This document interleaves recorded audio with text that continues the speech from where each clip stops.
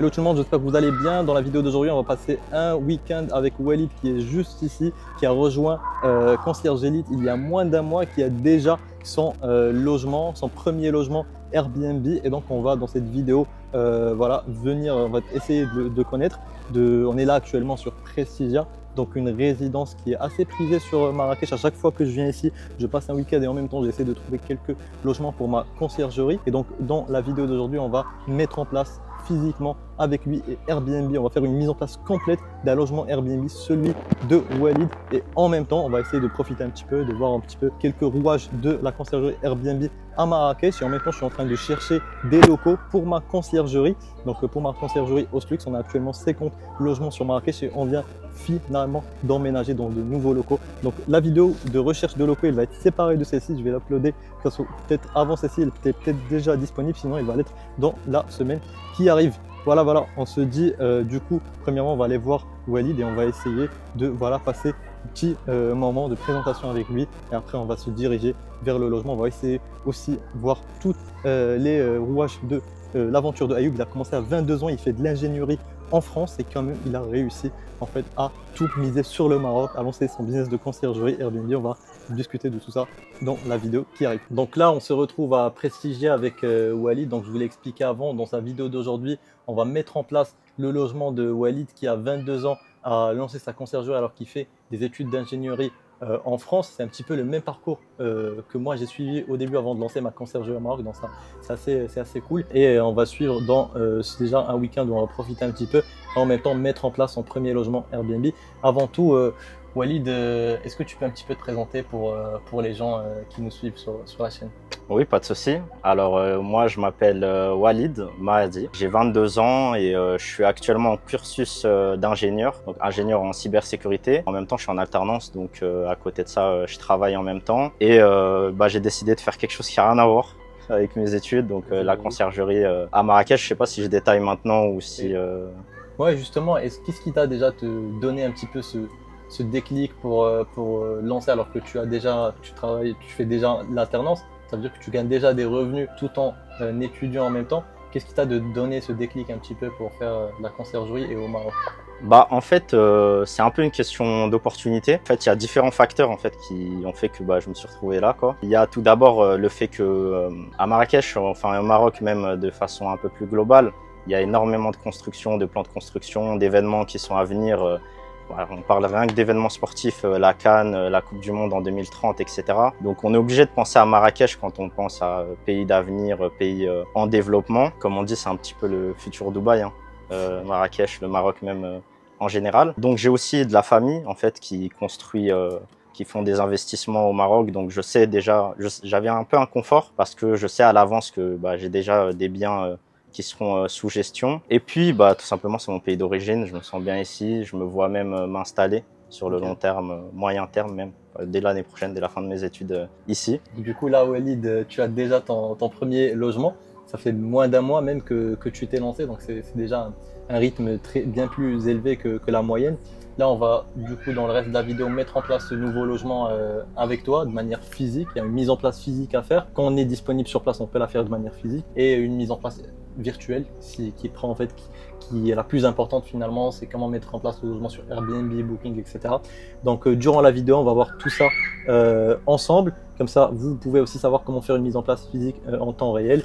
Et voilà, là c'est la première d'une longue liste. Ouais. D'ici un mois ou 2 mois ou même 3 mois, on peut voir la même vidéo avec Walid. On espère. 10-20 logements, Inch'Allah, à ce moment-là. Inch'Allah.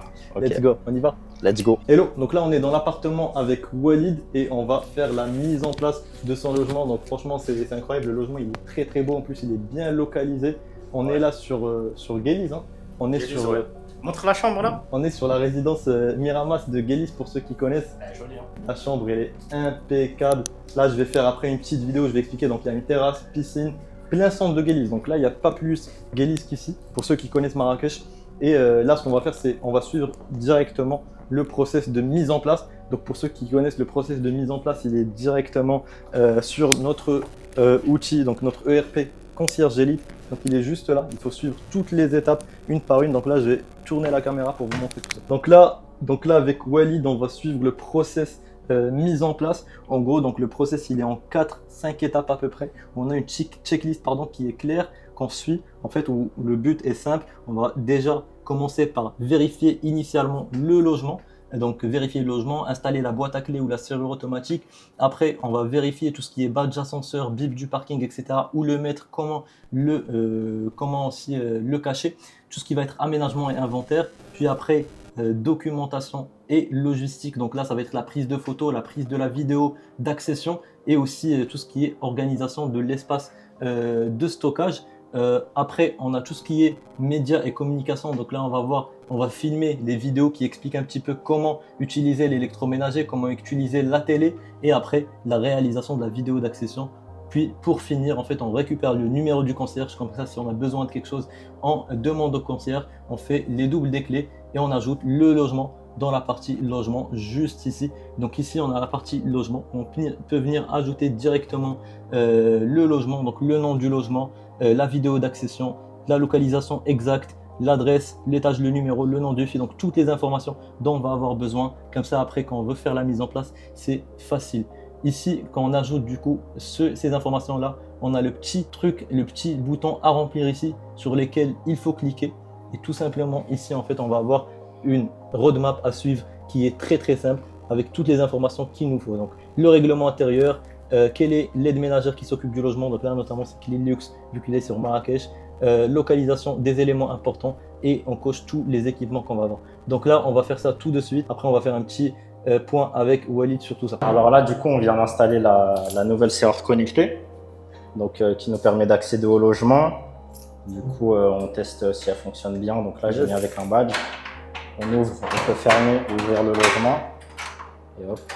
Et ça sert à quoi justement de faire ça? Bah en fait, ça a différentes utilités. En fait, avec une serrure connectée, l'avantage c'est que les utilisateurs, enfin les locataires, ils n'ont pas directement les clés. Donc on ne sait jamais s'ils perdent les clés, s'ils repartent avec. Il faudra changer la serrure ou en tout cas c'est de la logistique supplémentaire à devoir gérer. Et en plus de ça, on a un système donc avec le Channel Manager Hospitable qui permet en fait de générer un nouveau code à chaque check-in, check-out et qui est supprimé et régénéré à chaque nouveau check-in, etc. Donc chaque locataire a un code différent. Ok, incroyable. Donc en fait, ça permet non seulement d'automatiser, de diminuer la logistique et en plus d'automatiser le process des codes et des générations de codes sur Hospital. C'est ça. Énorme. Exactement. Et ça marche nickel. Ça marche parfait là. En plus, c'est une TT Lock, donc ouais. Il est bien coté sur le marché des serrures automatiques.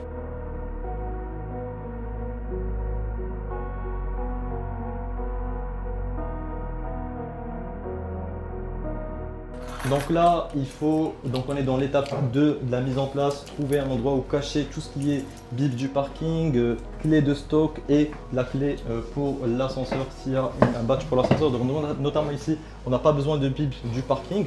Il faut cacher deux choses. Donc premièrement, il faudra cacher le bip de l'ascenseur parce que l'ascenseur il peut pas marcher du coup ici sans le bip. Juste ici. Et il faudra aussi cacher du coup les clés du stock C'est ça. pour l'agence de ménage. Donc il faudra cacher ces deux choses. Walid, est-ce que tu sais où on va cacher ça? J'ai un petit endroit. Il n'est pas trop caché parce que le bip, le but c'est que les voyageurs ils le trouvent assez facilement. Donc là il y avait une armoire là. Ok, si c'est pour les voyageurs, c'est pas grave, ça peut être assez. Donc le bip, je le mets juste ici en évidence et je mettrai un message aux voyageurs pour qu'ils sachent qu'il est ici. Exactement. Donc là, on va faire pareil pour les clés pour l'agence de ménage. Donc pour l'agence de ménage, je pense que là, il faudrait essayer d'être un petit peu plus sneaky dans l'endroit où on va casser la chose. Ok, donc là, on a presque fini la mise en place avec Walid. Donc on a bien rempli la liste des tâches sur Notion. Donc en soi, ce qu'on essaie de faire avec Conciergerie, c'est aussi vraiment faciliter cette partie-là, la checklist. Quand on a des process à suivre, c'est bien plus facile. Et surtout, en fait, quand tu n'es pas sur place, surtout Walid, je pense que tu ne seras pas toujours sur place, tu vis en France et tu gères ta conciergerie depuis la France. Ben, en fait, si tu as quelqu'un d'autre qui t'aide dans cette mise en place, ben, en fait, lui, justement, il peut faire ça à distance, à ta place, en suivant le process directement. Petit point avec Walid. Avant de finir la mise en place et de passer à la partie virtuelle, j'avais quelques questions à te poser si tu es chaud. Walid, est-ce que Est-ce que du coup, Walid, toi, avant de te lancer, tu avais un petit peu des doutes, des appréhensions et des peurs au sujet de la conciergerie, du fait de lancer un business au Maroc, à distance surtout depuis la France? Ouais, vraiment, hein, j'ai vraiment eu pas mal de peurs et de doutes. C'est un peu comme tout le monde quand on se lance dans quelque chose de nouveau, quoi. Moi, c'est principalement dû au fait que bah, moi, j'alterne entre la France et le Maroc, donc je suis pas totalement sur place. Donc, pour moi, le plus important, c'était d'avoir des prestataires de qualité en qui je pourrais avoir confiance. Donc, ça, c'était ma principale crainte. Aujourd'hui, elle s'est dissipée. C'est vraiment dissipé, bah, rien qu'avec les aides ménagères qui sont passées aujourd'hui dans le logement. Bah, là, on peut voir le logement, il est complètement clean. On vous montrera le lit tout à l'heure. Ils nous ont fait une belle décoration type hôtel, etc. Franchement, donc cette partie-là, prestataire, je suis totalement rassuré là-dessus. Après, j'avais une deuxième crainte aussi, c'était au niveau de l'acquisition de clients. Ça, je pense que par contre, c'est la crainte de tout le monde, que vous soyez au Maroc, en France, un peu partout. Quand vous lancez votre conciergerie, bah, il vous faut des clients pour gagner de l'argent, pour réussir, quoi. Et ça aussi, j'ai pas de grandes difficultés là-dessus, notamment grâce à un document Google Sheet que Reda m'a partagé, qui me permet d'avoir des clients qui sont déjà intéressés par la conciergerie, donc enfin des potentiels clients. Donc ça facilite en fait l'acquisition de clients. Donc pour l'instant tout se passe bien. Bah, j'ai mon premier logement Nickel. et on espère que ça va s'enchaîner. Bien sûr, ben, comme on a dit tout à l'heure, d'ici 3 mois, on va voir les 10 logements, on va refaire une vidéo avec les 10 logements. On va voir ça. Hein. Et ouais, je comprends en fait la partie, généralement nous, c'est ce qu'on remarque le plus quand on accompagne quelqu'un sur conciergerie, c'est plus le côté en fait acquisition de logements qui est un petit peu difficile, et aussi la gestion à distance, surtout les gens qui sont en France, en Belgique, etc. Là, ce que fait Walid, ce qui est très intéressant, ce que font beaucoup de gens, c'est en fait venir, donc c'est vivre, résider en France, hein. Walid, il fait de l'ingénierie en France, mais parallèlement, il va venir par exemple une semaine tous les 3 mois à peu près, ou 2 semaines tous les 3 mois, pour venir installer, mettre en place ces logements, rencontrer les propriétaires, signer des contrats et automatiser tout le process avant de repartir en France. Et c'est ce que moi aussi j'ai fait pendant 1 an avant d'avoir plus la liberté de venir quand je veux au Maroc. C'est ce que je faisais aussi, hein. Je faisais des allers-retours un petit peu comme ça. Et pour l'acquisition client, donc c'est vrai que maintenant que tu en parles, c'est un point qui est assez douloureux pour beaucoup de personnes en conciergerie. Et quand on veut se lancer, on a la peur d'avoir son premier client, etc. Et donc sur Concierge Elite, ce qu'on essaye de faire, c'est en fait, nous on a un réseau de partenaires du coup avec lesquels on travaille sur Concierge Elite, qui en fait c'est des propriétaires du coup qui sont intéressés de travailler avec des personnes qu'on accompagne nous sur Concierge Elite. En plus, on établit des stratégies d'acquisition pour les personnes qui souhaitent lancer leur conciergerie avec Concierge Elite. Et donc en fait on met en relation ces propriétaires là avec voilà, des conciergeries, quand bien sûr on a des profils qui sont intéressants, qui veulent tout casser comme Walid. Donc on fait la liaison avec les deux, et voilà, on espère voilà, que les gens, que toutes les personnes qui sont sur Concierge Elite en fait, arrivent à avoir les premiers logements. C'est vrai que ça facilite en fait d'avoir tes premiers logements, voilà, comme ça. Donc pour revenir du coup à ce qu'on disait, comment tu te sens actuellement déjà dans ton premier séjour un petit peu entrepreneurial à Marrakech, Walid? Est-ce que tu as un petit peu de recul là? Pour l'instant, ça fait 8 jours que tu es là. Après, je suppose que tu venais avant, mais là, dans cet esprit un petit peu entrepreneurial, comment tu te sens? Bah super bien. Hein. Franchement, rien à dire. Moi, j'ai pas pris de recul parce que là, je suis dans le rush depuis que je suis arrivé. Entre la création de l'entreprise, la mise en place du logement, etc. J'ai pas pu prendre de recul, et encore, là, je vais reprendre la prospection pour avoir d'autres logements. Mais voilà, je me sens bien. C'est différent de venir pour des vacances et venir pour bosser.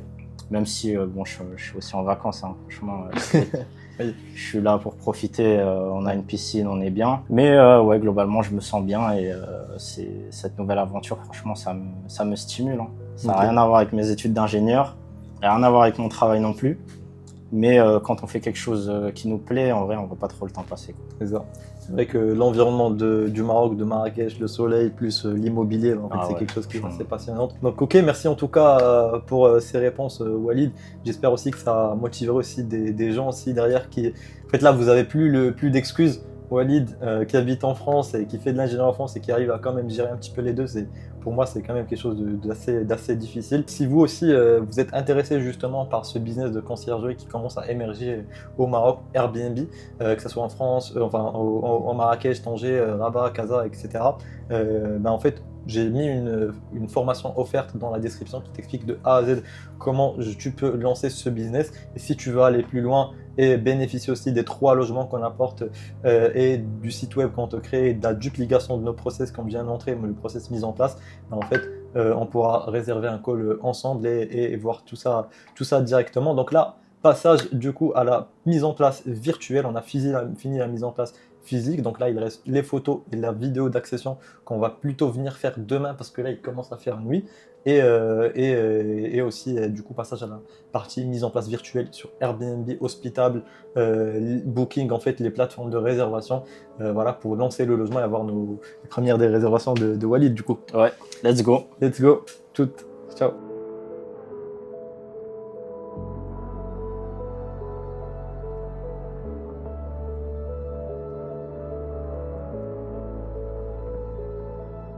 De retour à la maison après la mise en place physique qu'on a fait avec Walid sur place. Donc on a fini la mise en place physique, on a respecté tout le process de A à Z. Et là, la deuxième partie, c'est le process mise en place virtuel. Donc ça, on n'est pas obligé de le faire sur place, on peut le faire virtuellement.